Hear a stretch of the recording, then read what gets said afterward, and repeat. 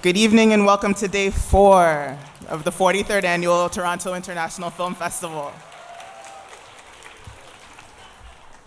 My name is Natalia Hunter-Young and I'm part of the festival programming team here at TIFF. And it is my pleasure, my great pleasure, to introduce the world premiere screening of Where Hands Touch, directed by Amma Asante.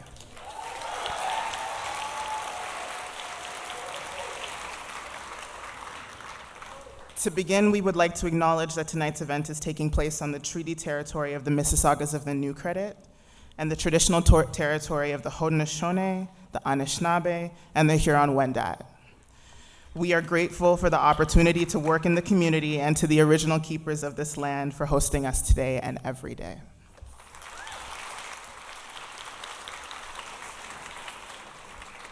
Please note that this film is eligible for the Grolsch People's Choice Award, and you can vote for your favorite films at tiff.net/vote. And we would like to thank Vertical Entertainment and Protagonist Pictures for providing us with the film, as well as a special thanks to the British Council for their generous support. Amma Asante was born in London, where she attended the Barbara Speake Stage School. She began as an actor before moving into writing and directing. Her films A Way of Life, Belle, and A United Kingdom all played here at TIFF. And we are very excited to welcome her back tonight with Where Hands Touch. Please welcome director Amma Asante.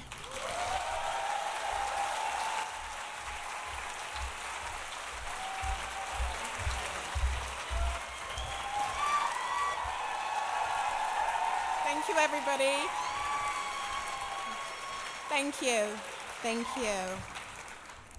It is my absolute privilege for the cast and me to be here with you to present the world premiere of Where Hands Touch. This is a vision that I held in my mind for well over a decade.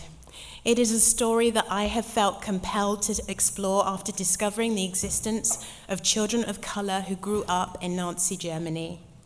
With that discovery, the years of research that followed smashed almost every assumption I had about what the lives of these children must be. As I tracked down and was blessed to be able to sit down with Afro-German survivors of the period and listen to their testimony during interviews, a powerful realization hit me: how significantly we are all products of our time and our place. The Afro-German children were not excluded from this, that Black children were not excluded from this, and that Black children were not excluded from the overall spectrum and scope of humanity that such a period generated was extremely halting to me. I realized how little we are exposed to children of color in all the scope of their human emotions on screen, both dark and light in representations of them. I wanted to explore this, as well as platform an untold story, amplifying voices of an experience and a time in history through a gaze that has not yet been shown on screen. I am grateful to the incredible cast who joined me to do this, and I would like to introduce them to you now. They are Abby Cornish,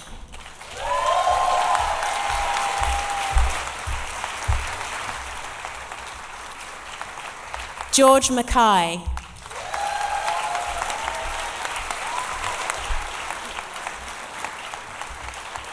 and Amandla Stenberg.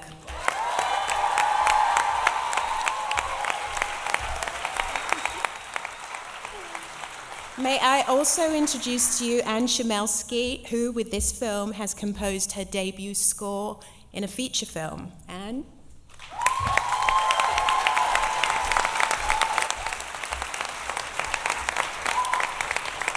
Joining me in the 12-year battle to get this film made was our producer, Charlie Hansen.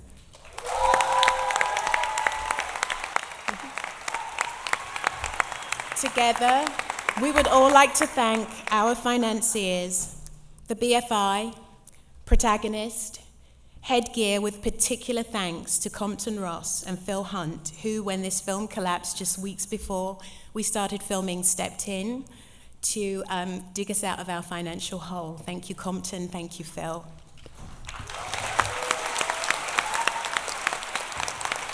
We would also like to thank You Media and our US distributors, Vertical Entertainment.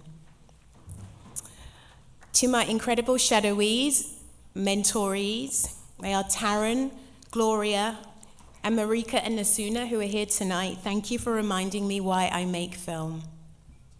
Finally, I'd like to extend enormous gratitude to Cameron Bailey and his team at TIFF for hosting me here for my 4th world premiere. This is truly very, very, thank you. This is truly a very special evening for me. We'll be back for a Q&A following the film. We hope you will be here too. We look forward to speaking with you. Thank you so much for being here tonight. Thank you.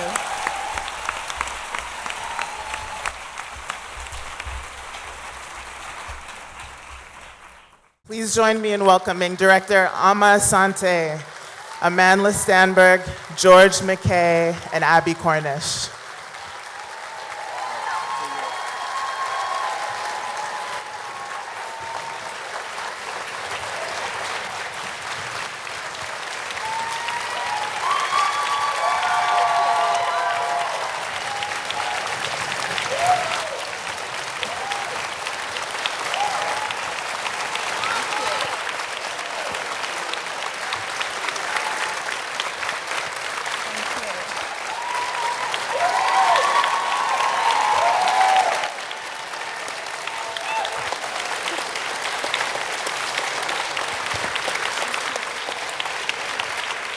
So this is a story about a time in history that has been canonized in film.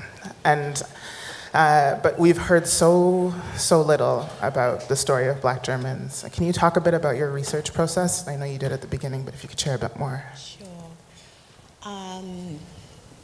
Well, it started on Google. So I hope they don't apply for any funds from me. It started on Google, and that was the first place I saw the term Rhineland bastards.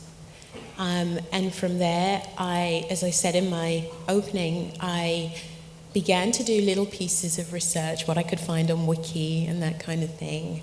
And what I started to read just confounded me. It didn't sit with my assumptions of what might have happened to Black Germans during that period, knowing what was happening to the Jews at the time. So I began to contact different museums, different libraries around the world, hired a researcher to work with me, and we just began to lay out as much research as we could through some archives, private archives, contacting parts of the German government, until we kind of felt we knew enough to start to try and track down survivors. And eventually we did. We tracked down some Afro-German survivors of the period and sat down and began to conduct interviews. And the rest is history. And in terms of coming up with this story, how did that process go for you? Well, I think the key thing for me was this really strange place that Afro-German children resided in, which is that they were not taken away to camps en masse. They were not murdered in camps or outside camps en masse. It was on a kind of individual basis. And so many existed outside of the camp system as well as many going inside. And for those who were left on the outside, they were intrinsically connected to the German local society. Their mothers were Germans, and those mothers belonged to families, and the likelihood that those families were not involved in the Nazi regime was very tiny. So this kind of intrinsic connection that they had of trying to assimilate, not belonging, being part of local life, but not a full part of local life, this kind of duality and weird space that they existed in was really something I wanted to try and understand and find out more about, and that's really how the story came about. I needed a comparison, so I needed someone who obviously wasn't in a position of persecution, But I also was one of those people, I'll admit, who, you know, would often go to Germany and see someone, a German who was older, and ask, who were you? What did you know? When did you know it? And what did you do when you knew? And that was a question I couldn't stop myself asking over and over. It's a kind of key question in this film. What did you know? When did you know it? And when you knew, what did you do? Yeah. Please talk a little bit about the casting and assembling this incredible group of actors. Yeah, well, this is an incredible group of actors. And I want to officially be able to say thank you to all of you for your work. Thank you. Yeah, thank you.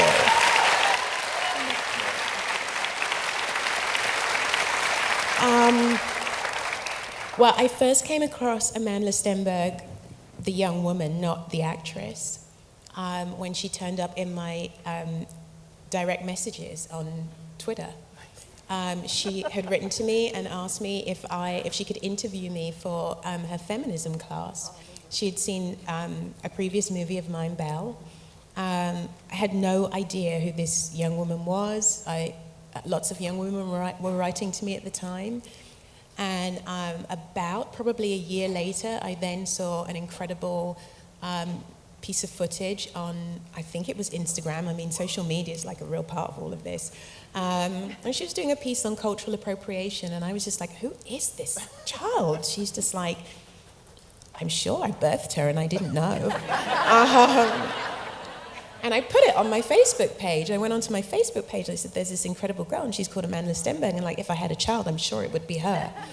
And but then that name just kept ringing a bell, and I Googled it, and then I saw Hunger Games, as in connected to her, but I hadn't seen the Hunger Games.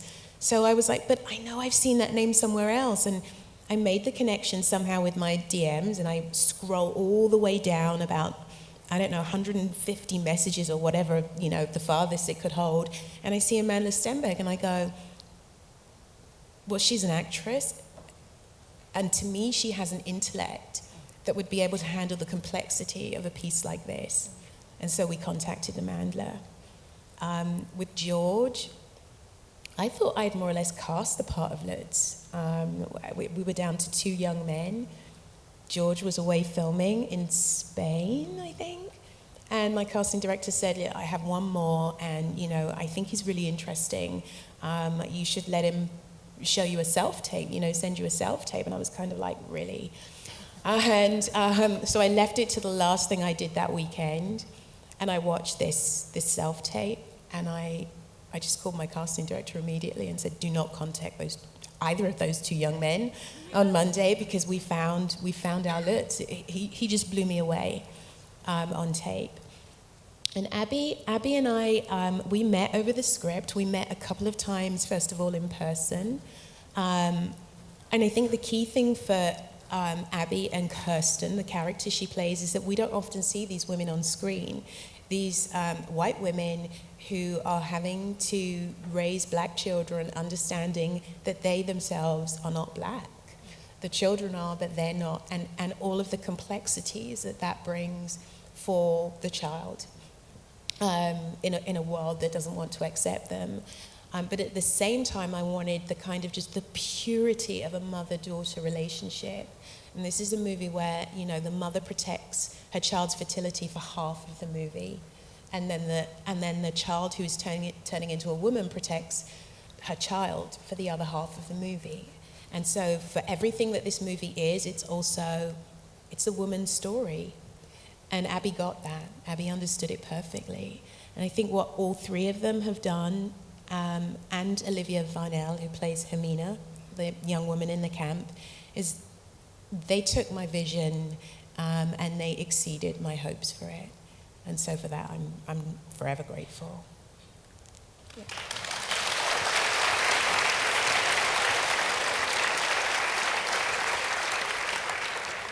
And I'm interested in what it was like for you playing these parts. Can you share a little bit about what it took, what you needed to bring to the characters? I think when I first read this script, I was just flabbergasted that there even was a story like this, being biracial, I felt like I'd never known of stories of biracial children throughout history, or even contemporarily. I don't think we get those depictions and narratives on screen. So then to see the story of this girl who is living at this really heinous and bizarre intersection, have to navigate all these aspects of identity while still having her view of how she fits into her country, how she relates to her nation, being questioned. It was something that drew me in from the beginning, and it's something that I've continued to question since this film, since we made this film, and since the election. I think it's, I think we're all having a moment where we're questioning who we are in our nation, and obviously we're not in the States right now, but that's something that was always on my mind. And so in preparation for Lena, I was thinking a lot about identity and identity in country and what it means to be a part of a country that persecutes you, which is something that I could relate to personally, being a Black person in America. But I thought really heavily about how you retain your humanity in the face of that, how you retain your strength, and what aspects of yourself do you turn to when you are faced with such persecution and discrimination. Yeah.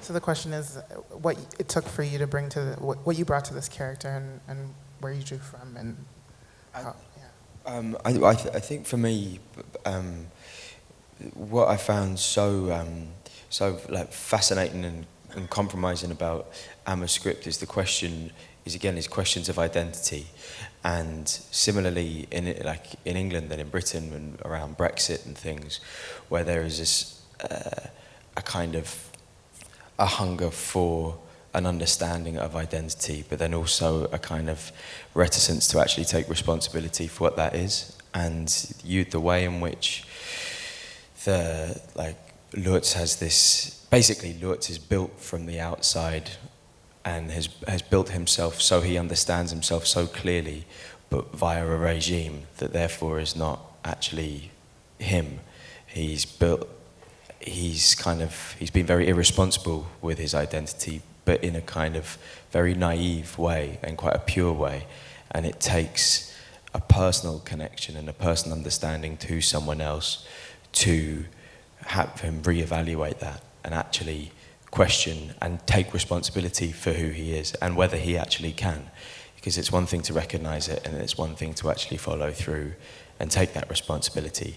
And that dichotomy, I think, is on a personal level always important to investigate.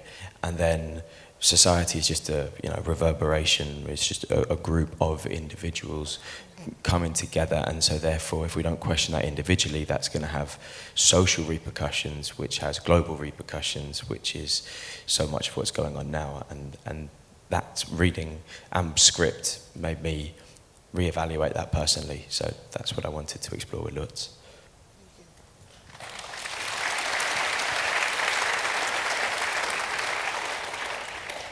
I'm usually really good at talking, but right now I feel a little speechless. It's quite an emotional film for everyone, I think. So glad that we could share it with you. To be in the current climate that we're in and to be able to face the world like this, like kudos to us, I love you guys. I don't. To be honest, I don't really know what to say about my character. I think you saw it on screen, so I'm just going to move along and just say thanks for being here.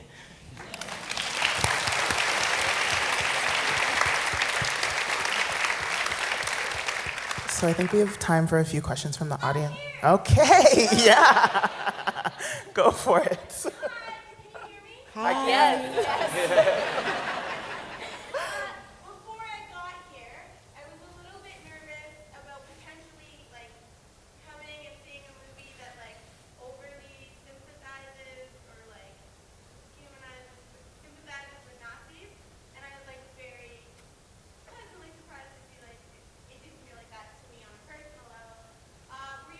Thanks. Can you tweet that, please? I just want to talk about, like, if you could talk about your process and, like being conscious of that and, like, trying to show these humans doing these horrible things without being too, like, You know what? I didn't have to, in a way, think about it in the way that people think you might think about it, because it would have been a completely unnatural process for me to come to this in a way that was trying to sell you Nazism. That's just not who I am. So, I always, intention is everything, and I always came into this as a filmmaker who was going to do a social commentary. And there is no other side of social commentary when you're looking at what happened in Nazi Germany. The Nazis did bad things, really, really bad things, and they killed a lot of people, and there's absolutely no way in hell that you can romanticize that. So there were many elements of this movie that were really, really tough. That was not one of them. And I never questioned for a moment whether you should see people being shot like dogs on the street, as Kirsten's character says it. I never questioned for a moment whether I should bring a character into your heart and then kill her, because that's what the Nazis did. Did I question how you walk the tightrope of showing that humanity has a great propensity for good and a great propensity for evil? That's a tightrope to walk in many ways.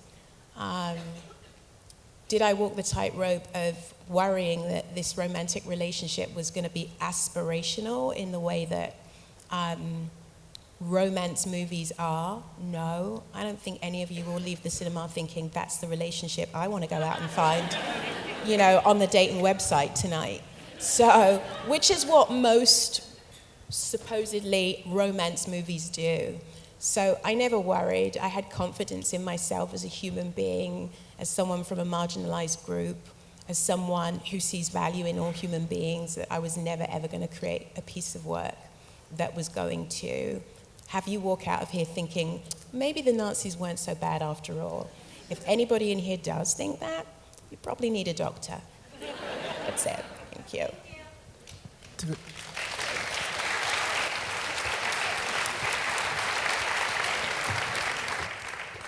One more question. I can see someone down there and someone down there. Okay. The ball cap, go ahead. Yeah. Hi. Thank you. Hey, hi. Cool. Gugu, who played Belle. Dido Elizabeth Bell, yeah. I'm actually just intrigued to know how the environment was set. Because I was looking at my seat 24/7, and I really believe that everyone's expecting time.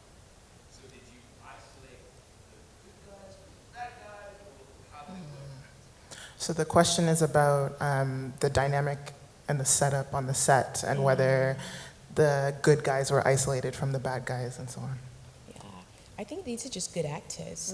I mean, from that point of view, no, we didn't isolate anybody. We as a crew, as a production, had the opportunity to shoot in a real camp. And that was a choice we decided not to take because we're making a movie, regardless of how much, how impacted we are. It's by the events that really happened. We're making a movie, and we felt that very strongly that the environment of a real camp should be left to its purpose, which is to honor those people who suffered.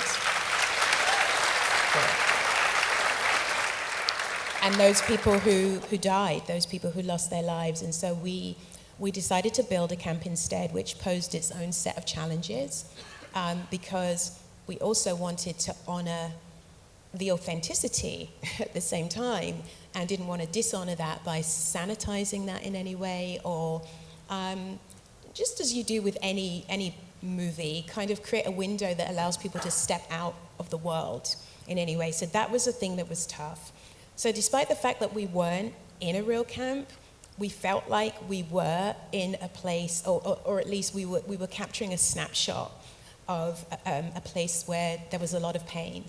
And so every day was emotional. And where I say I think we had good actors, someone like Chris Eccleston, who sadly can't be here because he's doing Shakespeare in London, which is something he always wanted to do. Chris really understands the social context, social and political context that we live in today. He really had a brilliant grasp of what we were trying to do with this film, and he was able to have those conversations with us in between shots, in between moments, and then kind of, I think, use the importance of the commentary we were trying to give to allow himself to snap into his character and do the work he needed to do. I mean, I'm going to let George speak for himself in terms of how you did that, because I know we'd be having fairly mundane conversations, and then suddenly you'd have to snap into something pretty profound, and you found your way, so how? I do. Suddenly worrying that I'm really boring now. Oh, not mundane like that, but mundane compared to the world that we were. No, of course, yeah. No, I think, yeah. So, I think the vibe is a personal context between everyone, and I think that in terms of like there's just a closeness that runs through all the characters, and the love that they share for each other, and kind of the care that they have in the situation of and whether they're kind of what their actions are within it. There is a kind of a base level of care, and can I bring myself to go and help? And I think that sort of, for want of a better term, sort of spiritual understanding was always there between us, and so the practical context was a bit more kind of in and out. Unfortunately, I think this is our time for the night, but the thing about the film that struck me was that I wanted to talk about it. And so I encourage all of you to talk about it, to tweet about it, to vote at tiff.net/vote. And I want to thank all of you again for bringing this. Absolutely. Can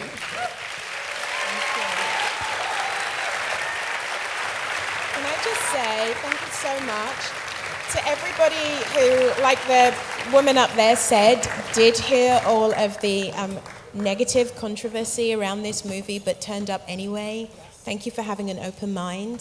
Thank you for being here tonight. You've made my life just by turning up and allowing this to be a really wonderful world premiere for us. So thank you so much for coming. Thank you. Thank you.